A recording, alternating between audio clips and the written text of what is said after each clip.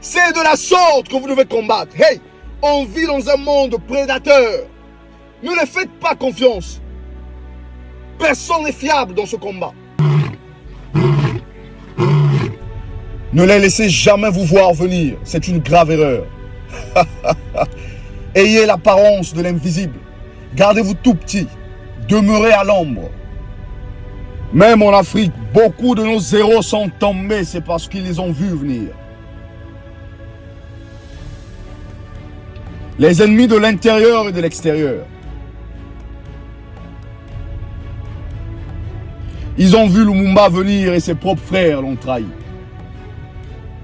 Ils ont vu Sankara venir et ses propres frères l'ont trahi. Ils ont vu Kadhafi venir et ses propres frères l'ont trahi.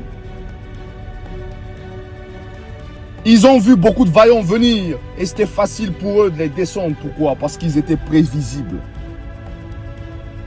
Ils n'ont pas vu Jésus venir.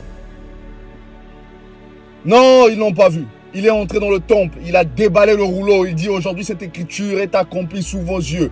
Débandade. Ils n'ont pas vu venir. Vous savez, on vit dans un monde prédateur. Faites attention à ceux qui vous entourent. Personne n'est fiable. Ne les faites pas confiance. Voilà pourquoi aussi il ne doit pas vous voir venir. Oh non, non, non, pas du tout. Ne les laissez pas vous voir venir.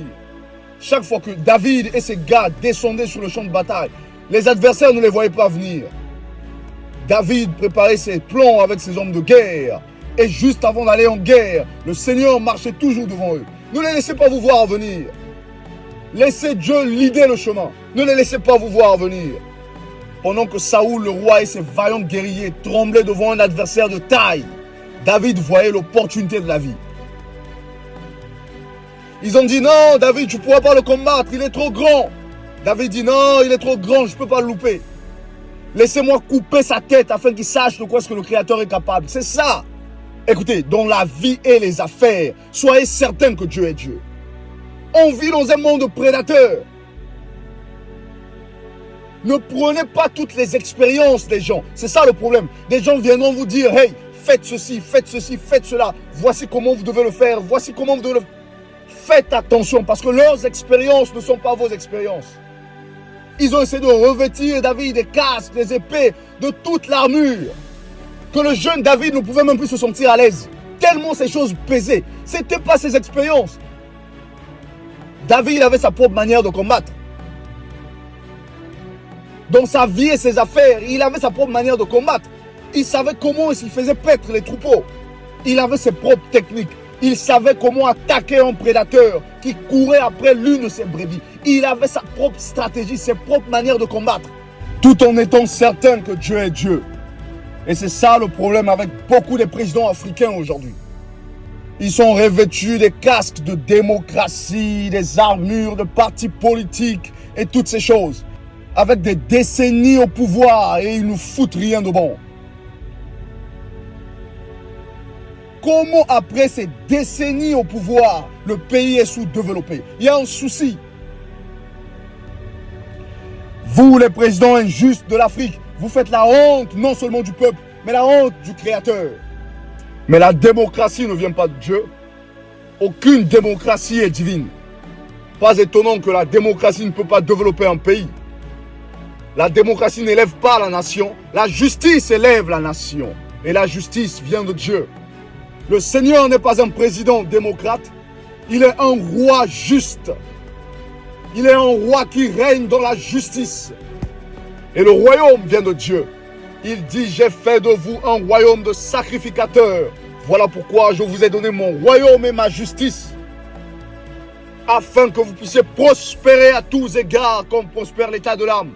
Pourquoi le royaume de Dieu? Pour amener le peuple à régner dans son propre territoire, enrichir le peuple, amener le peuple à prendre le contrôle de toutes les ressources que le Créateur a données.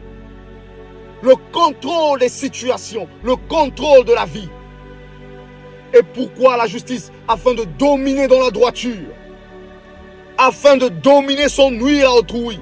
Lorsque je parle de justice de Dieu, je ne parle pas des lois rituelles ou des lois traditionnelles, mais des lois de l'univers, des lois divines qui garantissent la réussite de chaque homme sur la terre, à l'exception de leur religion, leur dénomination, leur groupe, leur association, leurs organisations, leurs partis politiques.